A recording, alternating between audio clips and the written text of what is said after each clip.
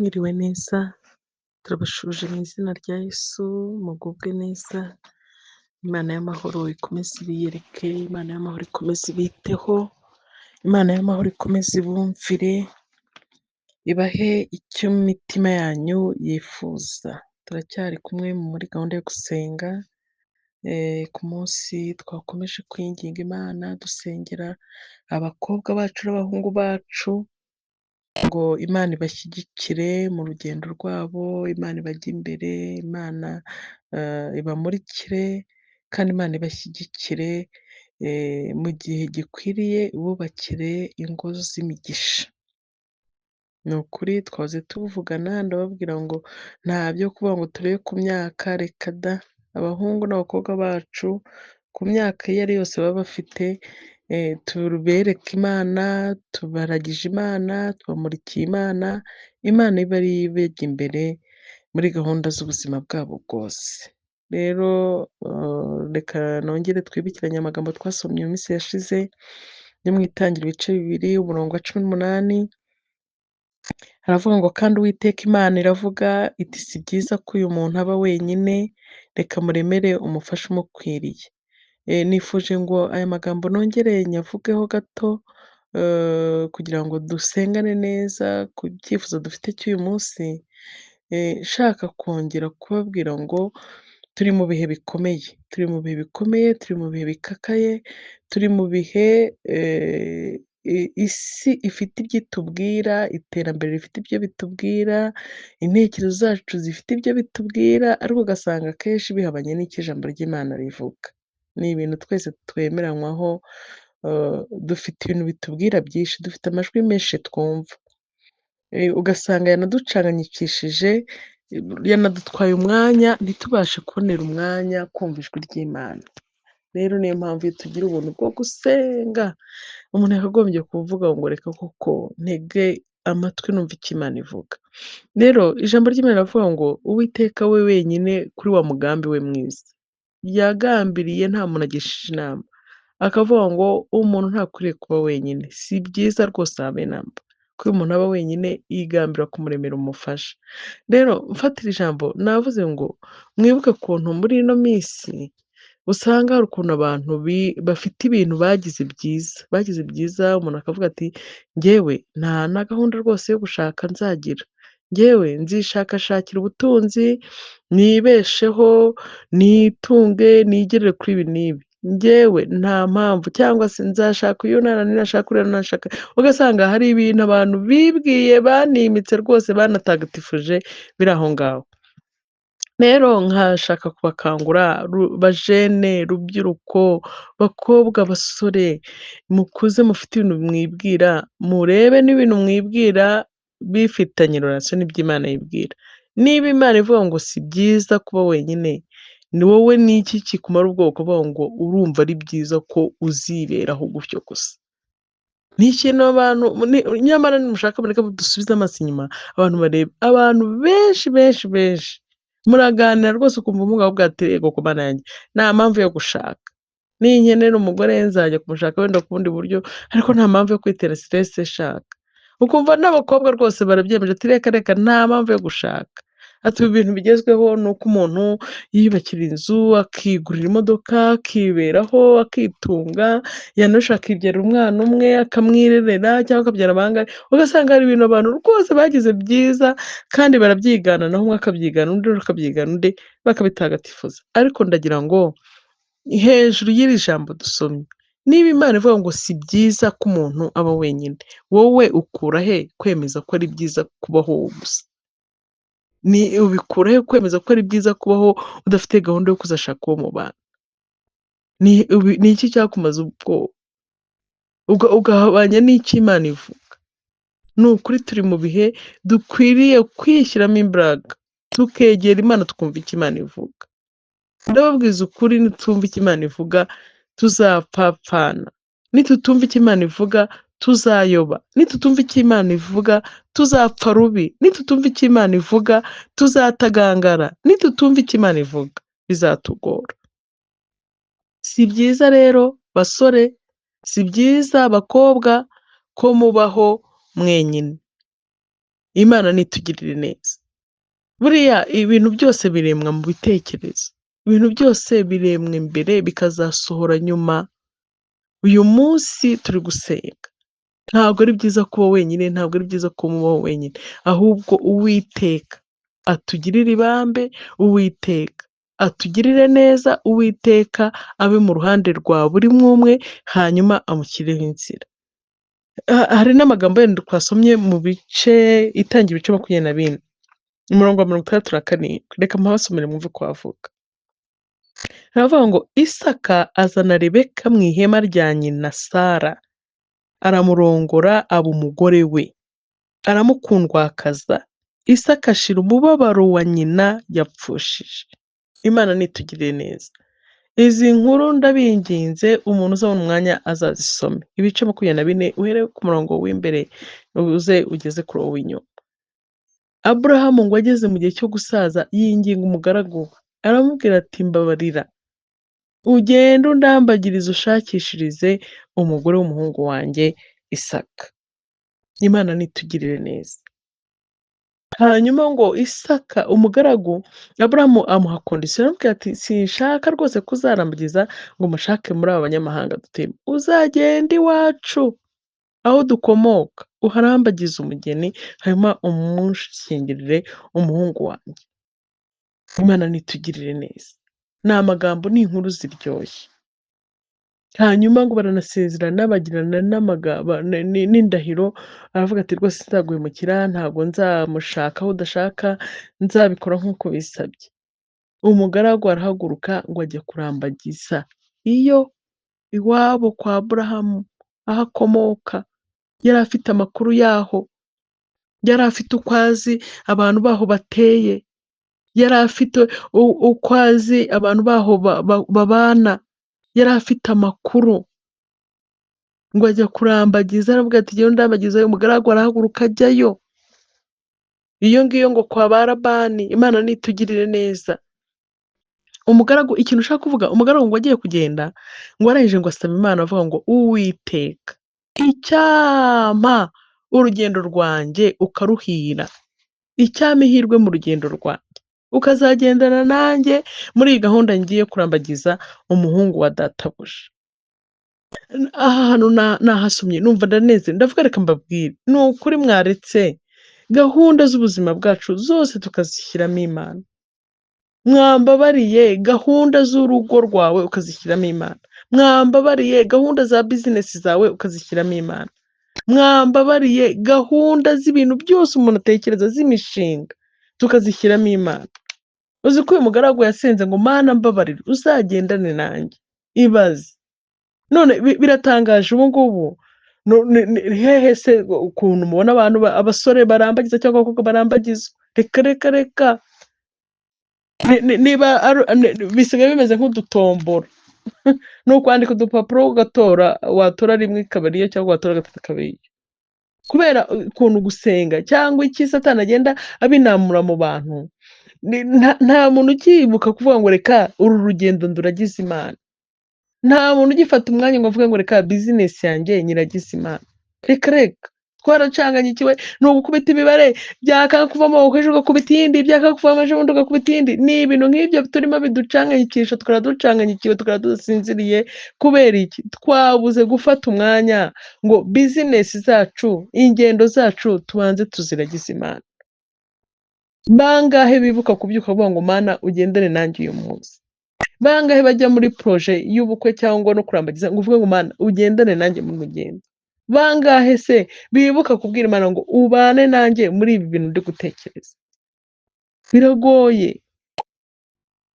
Uyu murongo nawusomye numva ndanezerewe. Umugaragu abwira Imana ngo urugendo rwanjye uzagendane nanjye. Ku murongo hari wa 42 gutyo cyangwa 41. Ati uzagendane nanjye, kandi ikintu kizanyereka Mana ko ugendana nanjye nuko ahantu nzaba ndi kuhira hazaza abakobwa baje kuvoma ku iriba, hakazamo uzaza, baza ari benshi, ariko uzaza nkasaba ngo ninde umpaye amazi yo kunywa akayama akanavomera ingamiya zanjye, uwo nguwo azaba ari unyoboraho. Yaka ikimenyetso. Imana nitugirire neza. Abakobwa ni benshi cyane, mwa basore mwe murambagiza, ariko se Ni iki kikubuza kwaka ikimenyetso Imana ukuvuga ati uwo wampitiyemo ni uwo? Abahungu ni benshi cyane bari aho ngaho barambagiza, ariko si mwe bakobwa mwe, ni iki kibabuza basi kuvuga ngo Mana uwo umpitiyemo ni uwo? Kandi biroroshye, noneho harimo abananirwa guhitamo no kujyanisha n'amarangamutima yabo, bagahitamo nyine ya gahunda yo kuvuga ngo ndabiretse, mbiretse kuko yananiwe guhitamo, afite ijana, afite 10 bamwirukaho cyangwa areba yitegereza, ariko guhitamo byamunaniye. Kubera iki? Ni uko hatariho kano kanya ko kuvuga ngo Mana wantoranyirije, mwaretse tukajya imbere y'Imana, Imana ikagutoranyiriza, kuko nujya gutoranya ujyanishije n'amarangamutima yawe uzasanga warayobye, nujya gutoranya ujyanishije n'imiryango ibyo ivuga uzayoba, nujya gutoranya ujyanishije n'ubukungu aho bugeze uzayoba. Mwambabariye hakabaho gahunda yo kugisha inama Imana. Imana ntishukana, Imana ntiyobya, Imana ntimeze nkatwe, ntabwo igendera ku marangamutima, ntigendera ku kintu runaka. Ni Imana y'ukuri, ni Imana iyobora, ni Imana ibizi buri kintu icyo ari cyo cyose. Waretse amarangamutima yawe ukatsindamiza kuyoborwa na Mwuka Wera. Imana nitugirire neza. Hanyuma ngo umugaragu wa Aburahamu rwose mu isengesho yabwiye Imana mu magambo makeya atikebaguye, Imana iramwumvira. Ngo abakobwa baza kuvoma, umukobwa witwa Rebeka nawe aramanuka, baramwitegereza asabye amazi ati ngwino nyagure. Aba ni imfura ngo amujyana n'iwabo no kudahira inka no gucumbika, muze gusoma ariya magambo yose, ntabwo ariyo nshaka gutinda. Imana nitugirire neza. Hanyuma agezeyo ngo bamwakiriye, umugaragu aravuga ati mfite ijambo ryo kuvuga. Ageza igitekerezo ku babyeyi ba Rebeka, arababwira ati dufite igitekerezo, turifuza ibi, turifuza ibi. Ibintu bisigaye binatugora, binababaje, binateye agahinda, nuko abana b'iki gihe, abasore b'iki gihe, inkumi z'iki gihe bafite ahantu bihurira bakipangira ibintu byabo, nta mwana ugishaka kugisha inama, nta mukobwa ugishaka kugisha inama abakuze cyangwa bakuru be, nta muhungu ugishaka kugisha inama abavandimwe be cyangwa abamuruta. Reka reka reka, inama z'abakuru zabaye ngo ni impitagihe, inama z'inshuti reka ntawe ugizikeneye. Nicyo kintu kitwishe, kandi reka mbabwire ntawigira, umutwe umwe wigira inama yo gusara gusa. Hakenewe ko tugishanya inama. Gisha inama umuntu wagutanzeyo, gisha inama umuvandimwe, gisha inama umubyeyi. Ababyeyi nubwo baba bari injiji, niko tubifata ngo ababyeyi nyine nabo muri atikite mu gihe cyarangiye, nta yindi nama bakubwira, ni ubujiji bwabo. Reka reka, gisha inama ababyeyi, gisha inama abakukuriye, wikihambira. Si n'iki gusa turi kuvuga, n'izo bizinesi twumva ngo abana ngo bari mu mabizinesi. Ibaze umwana ni gute ashobora gutangira bizinesi mama we na papa we batanazi ibyabamo? Tujye tuvugisha ukuri. Ni gute umwana apanga kujya ngo kuba muri gata, akajya kuba ahantu runaka, umubyeyi we akibafite ababyeyi, agifite amahirwe yo kugira ababyeyi, batazi aho abo, batazi icyo akora, batazi uwo babana. Rubyiruko, rubyiruko, rubyiruko, tugishe inama ababyeyi. Wenda umubyeyi ashobora kugira inama ukumva ifuditsemo gato, simbizi niba binabaho ko inama y'umubyeyi ifudika, ariko basi mweforume, muhe amakuru. Ufite ahantu uba umubyeyi atazi, ufite ibintu ukora umubyeyi atazi, ufite inshuti umubyeyi atazi. Mwumva bitababaje? Isi iri kudusiga, ariko iradusiga itujyana ahantu habi. Imana nitugirire neza, twige kugisha inama. Jya inama n'uwo mubana, jya inama n'uwo muva inda imwe, jya inama n'ugukuriye, jya inama n'uwo mukorana. Twige kujya inama. Imana nitugirire neza. Bibiliya yanjye irambwira ngo umugaragu rwose amenyesha ababyeyi gahunda afite, ko shebuja yamutumye kurambagiriza umuhungu, kandi akaba yumva yakunze umukobwa wawe. Imana nitugirire neza. Ariko birakwiriye ko mama wawe cyangwa papa wawe umuzanira invitasiyo. ukazana invitation uje guha mama na papa wawe batarigeze bamenya amakuru ngo ufite umuhungu ukunda, nta makuru bafite ngo ufite umukobwa ukunda, bakabona bahabwa invitation nk'uko invitation zihabwa abaturanyi cyangwa inshuti zo ku ruhande. Ibyo bintu birakwiriye? Ibyo bintu birakwiriye rubyiruko? Birakwiriye rubyiruko? Imana nitugirire neza. Hari ibintu umuntu yumva akumva ashengutse umutima. N'ubundi mama ntiyakubuza cyangwa papa ntiyakubuza uwo ukunda, ariko wamuhaye amakuru ku gihe. Wamubwiye ati mfite umuntu nkunda cyangwa mfite batanu ariko ndacyatoranya. Wamubwiye ati hari uwo nahisemo ndi kumva ashaka no gupanga. Wahaye mama wawe na papa wawe amakuru, wahaye bakuru bawe amakuru. Imana nitugirire neza ko nta muntu uvurizamo umugambi w'Imana. Ariko urubyiruko ngo mwagiye ku ma Facebook no mwahuriye murapanze gahunda munasohoye invitation. Nta mubyeyi wo ku ruhande rumwe ufite ayo makuru. Muhuriye muri bisi, muhuriye mu tubyiniro, muhuriye hehe, twumvise ngo abantu mwabanye. Noneho n'imyaka igashira iso ntazi ko warongowe, nyoko ntazi ko warongowe. Si bibabaje rata? Ariko turi imbere y'Imana dusenga. Turi imbere y'Imana twinginga ngo Uwiteka ayobore intambwe z'ibirenge by'abahungu bacu n'abakobwa bacu.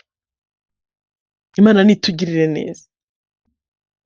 Hanyuma ngo ababyeyi, icyo ashaka kurangirizaho nuko ababyeyi barabyemeye barebeka kuko bifite inzira nziza byanyuze. Rimwe nigeze nganira n'urubyiruko bambwira ati ariko pastor wowe ntabwo ubizi rega, ati ababyeyi bacu ntubazi. Oya ababyeyi turabazi. Umubyeyi nyine arangwa n'igitsure, umubyeyi nyine arangwa no gukebura, umubyeyi nyine arangwa nuko hari ibyo yakanga cyangwa hari ibyo nuko umubyeyi nyine ameze. Ntabwo ibintu byose umwana avuze umubyeyi ari ngombwa ngo yemere. Ntabwo ari ngombwa. Buriya ababyeyi reka mbabwira ikintu cyiza. Ntabwo njyewe mpagaze kuri kote yo kuvuga ngo ababyeyi babatsikamire. Ariko nta mubyeyi ushobora guhitiramo umwana we ikintu kibi. Ntibibaho. Buriya igituma umubyeyi akubwira ati genda gake nuko ari kureba imbere, yaragutanze muri urwo rugendo ari kubona uko bimeze. Niba umubyeyi akubwiye ngo bimeze gutya, buriya afite impamvu abikubwira nshuti. Nta mubyeyi wahitiramo umwana we ikintu kibi. Ntibibaho. Imana nitugirire neza. Imana niturengere. Niba umubyeyi akubujije ngo hoya, banza umenye impamvu akubujije. Wihita urakara, wihita uhubuka, wihita umugaraho, wihita umushinga w'ijosi. No mu buryo bundi atari kuvuga ngo ni ukurambagiza ngo bashake abagabo n'abagore, no mu tubizinesi, no mu tundi tuntu, hari ukuntu umubyeyi akubwira atoya kuko ni inararibonye. Imana nitugirire neza rubyiruko. Ibintu byose ukora ufefeka, ukora uhisha, niyo mpamvu bivamo ibibombe, ukazababona biraturitse bigaturikana abantu bose. Kubera hari ibintu wakoze mu bufefeko, hari ibintu wahishiriye kandi bitagomba guhishwa, hari ibintu waryamyeho kandi bitagomba kuryamaho, kubera habuze wa mwanya wo kujya inama, wo kugisha inama. Ushaka kubikora nkawe kandi bizagarukira aho ubwenge bwawe buri. Kandi hari abandi bantu bafite experience kukureba. Imana nitugirire neza. Baramwemerera, baramubwira ati rwose umukobwa wacu atari ko genda tuzatumwohereza. Cya gishyika cy'umubyeyi ushobora kukubwira ati no munsi ntibyemera ariko ejo ukabona biremeye. Niko ababyeyi duteye. Hari igihe umwana akubwira ikintu ukahita ugira igishyika ukavuga ati oya barabaye uretse, ariko umubyeyi buriya hari ukuntu aryama cyangwa akicara akabitekereza akakubwira ati noneho ejo genda ubikore bya bintu byemeye. Hanyuma ngo babaza umukobwa bamubajije ati bari abantu turakwiye kujya, ati ndajyanirana nabo. Ati ndajyana nabo niba Imana yavuze, niba Imana ibirimo n'iki cyambuza. Reka mbabwire, hari igihe ubona n'inzira iterera ariko iyo Imana ibirimo ni ukuri kuri kuyiterera ntabyumva. Hari igihe ubona ahantu ari habi ariko niba Imana ibirimo ni ukuri aho ngaho niho hari umugisha. Mperutse kuganira n'umwana ndamubwira reka nkubwire, mwikunda ibintu bya kashe, wireba cyane umutima ku mafaranga, ahubwo reba aho hantu, kuko aho hantu Imana ikubwira niho hari umugisha wawe, kurenza kureba ibindi bishamitseho. Aho Imana ikubwira niho hari umugisha. Icyo Imana ikubwira nicyo gifite umugisha. kurenza ibyo wibwira, ibyo ubwirwa n'isi, ibyo ubwirwa n'ibitekerezo, ibyo ubwirwa na tekinoloji. Imana nitugirire neza. Ngo aramwemerera barajyana.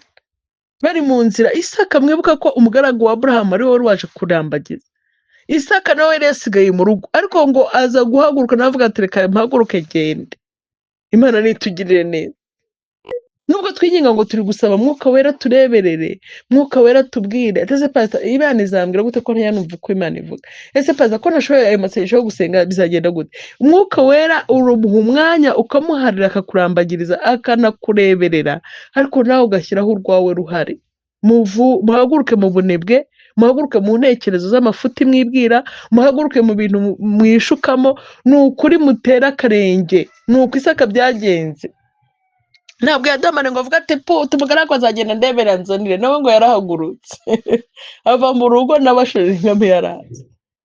Ari mu nzira ahura n'umugaragu aje. Mwumve ikintu Imana igikora, mwumve ikintu cyiza Imana ikora. Imana ntabwo ijya ifata abantu ku ngufu, ngo igufate ku ngufu ikubwira ati gutsindagiye kuri runaka, ariko Imana iguha inzira, irakuyobora, irakureberera, irakongorera, hanyuma hakaboneka n'uruhare rwawe. Mwa basore mwe hakenera uruhare rwawe, mwa bakobwa mwe hakenera uruhare rwawe. Uri kwitwara gute nk'umuntu koko ukeneye fiyanse? Uri kwitwara gute nk'umuntu koko umaze gukura ugomba gushaka umugore? Aho ntukiri muri bwa butesi bw'abana, aho ntukiri mu bintu by'ibifefeko by'ubugoryi byo kurara mu masware no muri za bomu no mu bintu bidafite epfo na ruguru, kandi ugeze igihe cyo gutekereza neza ngo wubake. Hari ibintu mukwiriye guhagurukamo, muhaguruke mu ntekerezo zipfuye mwa rubyiruko mwe, muhaguruke mu ntekerezo zibatsikamira mwa rubyiruko mwe, muhaguruke muri ibyo bintu, mutere agatambwe, hanyuma mwinginge Mwuka Wera, murarike Mwuka Wera ababera umuyobozi. Nuko Isaka byagenze, haguruka iwabo araza, ngo hura na Rebeka. Niyo magambo twasomye. Imana nitugirire neza. Ashima, oh haleluya. Erega ikintu Umwuka Wera yaguha ntiwakigaya. Niyo abantu bavuga, niyo abantu bavuga ko ari kibi, niyo abantu bavuga ko kidakwiriye, niyo abantu bavuga ko ari icyataye agaciro, gipfa kuba ari Mwuka Wera wakuyoboye, Mwuka Wera w'Imana. Ntabwo Isaka yajijinganyije. Yabonye Rebeka ngo yumva aramukunze, na Rebeka amubonye byabaye mahwi. Kubera iki? Birimo Imana. Ibintu birimo Imana biba mahwi. Nta kometi. Impamvu kometi zabaye nyinshi mu bantu nta Mana ibirimo. Imana nitugirire neza. Nkunda kubibwira abantu, babwira ngo mube maso, mube maso. Ntabwo koko abantu bose dukunda kimwe, ariko kuki byabaye kometi cyane?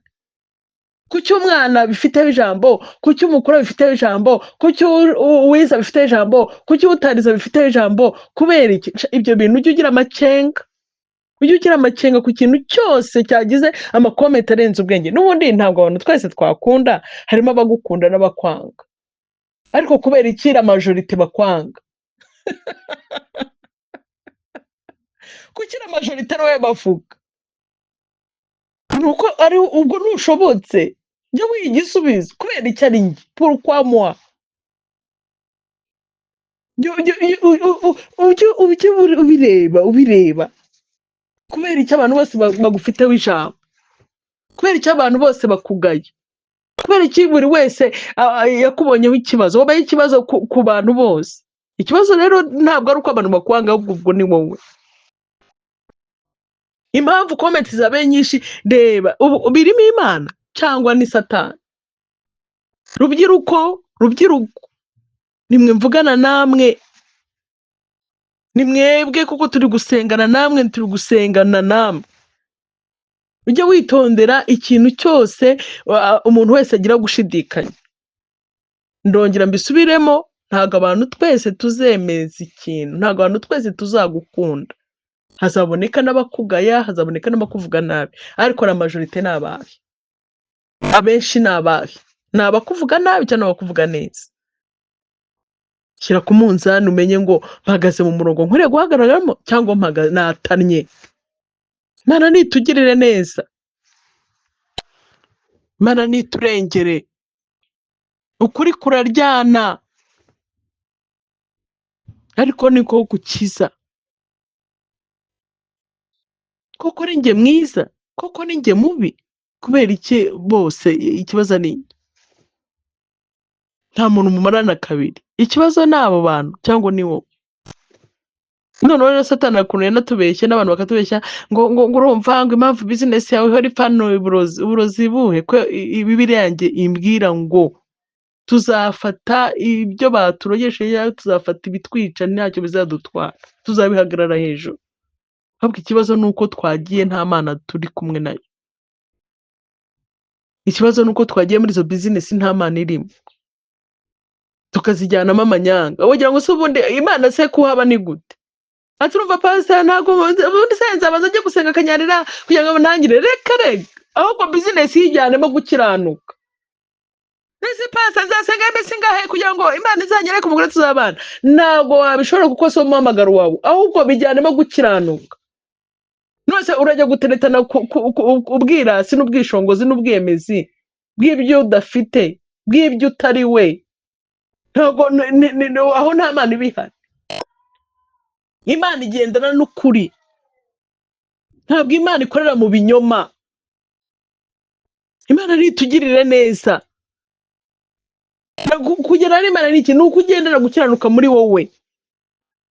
Vugisha ukuri, kora ibihesha Imana icyubahiro, vuga ibituma Imana ishyirwa hejuru.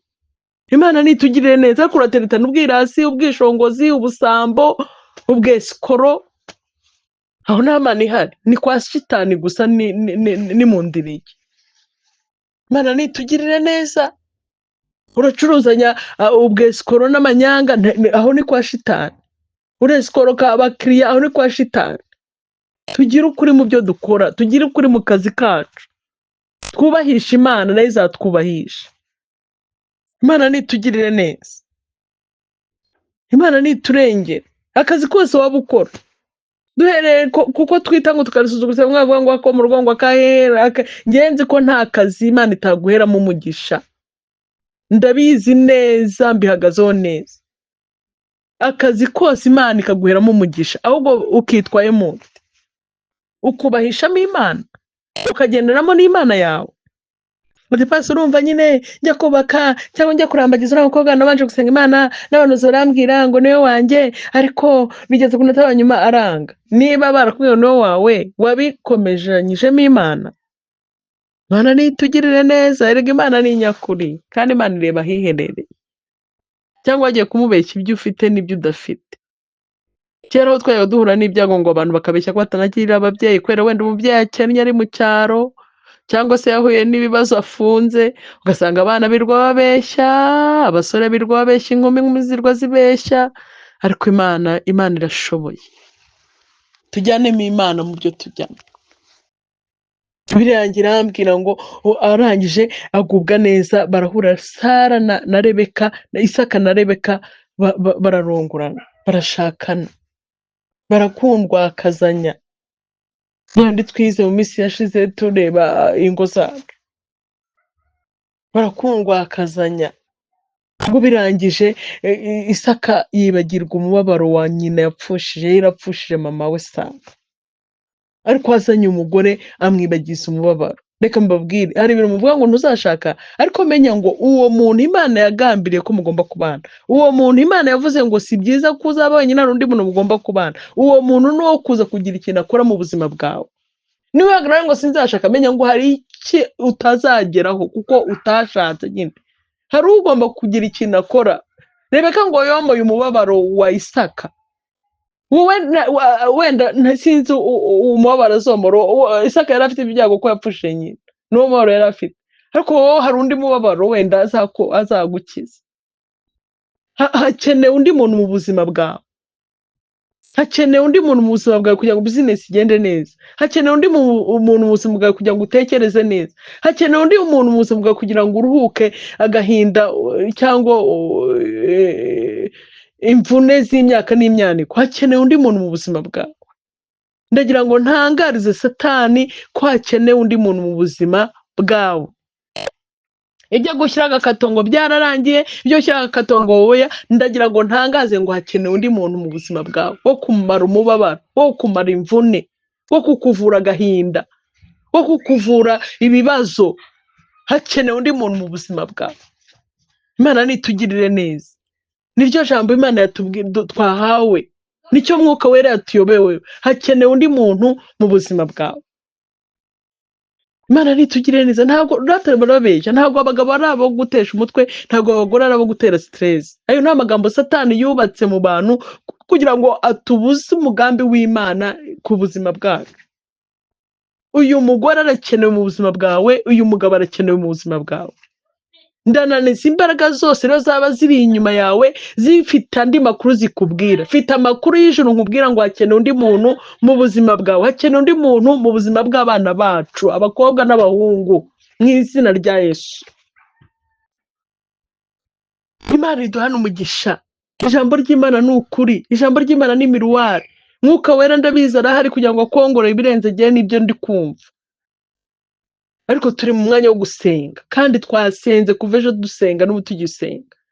Hagira ibintu Imana inaniza, hagira ibintu Imana ica, hagira ibintu Imana ivuguruza. Mu izina rya Yesu, wakira igitangaza cyawe, wakira umunezero wawe. Imana ibahe umugisha, Imana ibagirire neza. Reka dufatanye akanya dusengane. Amen. Imana ya Aburahamu na Isaka na Yakobo, Imana yo kwizerwa, Imana yo kwiringirwa, dupfukamishije amavi y'umubiri ndetse n'umutima. Turasenze ku bwa bene data, turasenze ku bw'abahungu n'abakobwa bacu, turasenze Mwami w'abami. Nyine turabizi, turasenze Uwiteka we, turasenze kuko tuzi neza ko kuri wowe ari bwo buhungiro, kuri wowe ari bwo buzima, kuri wowe ari wo mucyo, kuri wowe byose bijya bishoboka.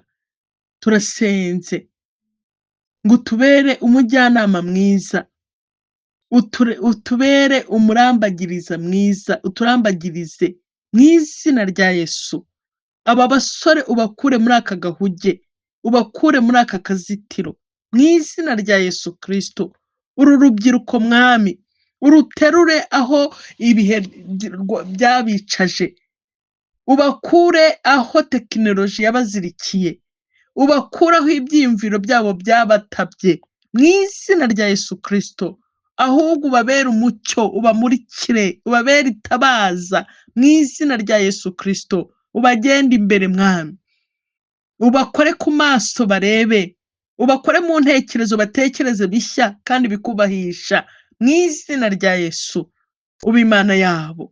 Turasenze ku bw'abakobwa bacu ngo babonere abageni, abakwe. Turasenze ku bw'abasore bacu ngo babonere abageni kandi bakwiriye, cyane ko ari wo mugambi ufite. Warivugiye ngo ntabwo ari byiza ko umuntu aba ari wenyine. Uwiteka we, turasenze rero ngo abo ngabo bari bonyine ukureho isaha yabo igere mu izina rya Yesu. Ukureho ibisitaza, inzitizi izo arizo zose mu izina rya Yesu Kristo, kugira ngo igihe cyo kuba batakiri bonyine kibasorereho. Haboneke abo kubamara umubabaro, haboneke abo kubamara imvune, haboneke abo gukomezanya nabo urugendo, haboneke abo kubuzuza, haboneke mu izina ry'Umwami wanjye Yesu, mu izina rya Yesu Kristo. Haboneka ab'umumaro mu buzima bwabo, haboneka abo bazagendana urugendo rukabahindukira ihirwe. Yewe Jehova Rafa, yewe Jehova Yire, turasenze ngo ubarambure ukuboko kwawe kwiza, ubagenda imbere mu izina rya Yesu Kristo. Ubagirire neza, ubaremere igikwiriye, kuko uri Imana ishoboye. Uwiteka Nyiringabo Imana, yewe Mwami w'abami, erega ni wowe buhungiro bwacu, erega ni wowe bwugamo bwacu. Nta kintu na kimwe kijya kikunanira. Njya ngukunda cyane kuko isaha yawe itajya igenda imbere cyangwa ngo isubire inyuma, ahubwo mu gihe cyawe gikwiriye ukora iby'imbaraga kandi byiza. Ngaho bonekera bene data, ubakorera iby'imbaraga. Aho bari bazirikiye uzitura iyo migozi mu izina rya Yesu. mu izina rya Yesu, mu izina rya Yesu, mu izina rya Yesu Kristo. Hagira imigozi icagagurika, abantu babohokere kuba mu masezerano yabo, abantu babohokere kuba mu mugambi wabo Imana yabateguriye, abantu babohokere kugira ngo izina ry'Imana rishyirwe hejuru. Mana, turananiza imbaraga zose, zaba iz'abarozi, zaba iz'abacwezi, zahagurutse gutsikamira ubwoko bwawe, mu izina rya Yesu, mu izina rya Yesu. Imbaraga zabo ibyo babohorereye, mu izina rya Yesu, ndatanyaguza imbaraga zose zitari mu bushake bw'Imana, ndazitesha agaciro, ndazinyanyagiza, ndazambura ubutware mu izina rya Yesu. Ndabohorera ubwoko bw'Imana kugira ngo binjire mu cyo Imana yabagambiriyeho, mu izina ry'umwami wanjye Yesu. Abo batwikirije ibitonga, ibyo turabibawomororaho mu mbaraga zo gusenga, mu mbaraga zo gusenga, mu mbaraga zo gusenga. Abo batuyeho amagambo mabi, mu izina rya Yesu turavuguruza ayo magambo, tubaturaho ijambo ry'Imana rivuga ngo nibagende babone, nibagende bahure n'ababo, nibagende bateteshwe, nibagende mu izina rya Yesu bahure n'abo wabateguriye. Mana we, uri Imana ivuga bikaba, uri Imana ikora bigakomera. Twabibonye neza, Isaka yarahagurutse ahura na Rebeka yazanywe n'umugaragu wabo. Nanjye ndasenze ngo ba Isaka bahaguruke mu byo bibwira bidafite umumaro, hanyuma bahure na ba Rebeka babo barambagirijwe na Mwuka Wera. Mwuka Wera w'Imana niwe ushobora kuba umuranga mwiza, mu izina rya Yesu. Ndahuza ab'Imana yagambiriye ko bagomba guhura nabo, mu izina rya Yesu. Ndakura mu nzira ibyatumwe na Satani, ndakura mu nzira ibyihagurukije, ndakura mu nzira ibyatumwe n'abantu, ndakura mu nzira ibyibwiwe mu bitekerezo by'abantu, ndakura mu nzira ibitavuga Imana, mu izina rya Yesu Kristo. Ibitaravuye ku Mana, ibyo byose turabinaniza, ibyo byose turabikubita hasi mu izina rya Yesu. Ahubwo turemerera mwami umugambi w'Imana ngo usohore, turemerera umugambi w'Imana, turemerera umugambi w'Imana ngo uboneke ku bwoko bwayo, mu izina rya Yesu Kristo. Reka abantu biyumvemo ibindi bihe, reka abantu biyumvemo andi marangamutima, abamarangamutima yabo yapfuye tuyazurisha ijambo ry'Imana, mu izina rya Yesu. Abantu bongere bikunde, abantu bongere biyumve, abantu bongere biyumvayumve, abantu bongere mu izina rya Yesu Kristo babona ubwiza bw'Imana bubamurikiye. Erega abantu ni ab'agaciro, aba bana ni ab'agaciro, aba bana ni ab'agaciro, mu izina rya Yesu. Turasenze mwami w'abami, turasenze Elishadayi, turasenze muri aka gahe ngo imbaraga y'Imana ikora imirimo, imbaraga y'Imana ibohore, imbaraga y'Imana ibature, imbaraga y'Imana, imbaraga y'Imana ikora imirimo n'ibitangaza. Haboneka gukora kw'Imana, haboneka ibitangaza by'Imana, haboneka ineza y'Imana ku bana bacu b'abakobwa, ku bana bacu b'abasore. Haboneka ineza y'Imana, haboneka ineza y'Imana, haboneka ineza y'Imana, haboneka ineza y'Imana, haboneka ineza y'Imana, haboneka ineza y'Imana. Ubwiza bw'Imana bubabeho mu izina rya Yesu Kristo. Umunezero utangwa n'ijuru ugaruke mu izina rya Yesu. Ubwo turi urubyiruko, mu izina rya Yesu. Mana ubarwanirire kandi ubagenda imbere. Urinda abacu kuyoba, urinda abacu kuyobywa mu izina rya Yesu Kristo. Urinda uru rubyiruko mwami mu izina rya Yesu. Ineza y'Imana ibagote mu izina rya Yesu Kristo. Ubatwikirize umutaka wawe mu izina rya Yesu, mu izina rya Yesu. Amatwi yabo mwami ndasenze ngo yumve Imana mu izina rya Yesu Kristo. Amajwi yanda ababe kure mu izina rya Yesu. Yesu, ahubwo ineza y'Imana ibabeho, ngaho bagirire neza mwami, bana n'urubyiruko mu buryo bwose, bana nabo muri uku kurambagiza, bana nabo muri uku kurambagizwa mu izina rya Yesu, bana n'urubyiruko muri bizinesi, bana n'urubyiruko mu mibanire y'ababyeyi babo, bana n'urubyiruko ku kintu icyo ari cyo cyose, abari kwiga ubagirire neza ubashyigikire, abari gukora ubagirire neza ubaha umugisha mu izina rya Yesu Kristo, mu izina rya Yesu Kristo, abadafite akazi ukabahe, abadafite shinge na rugero ubarengere,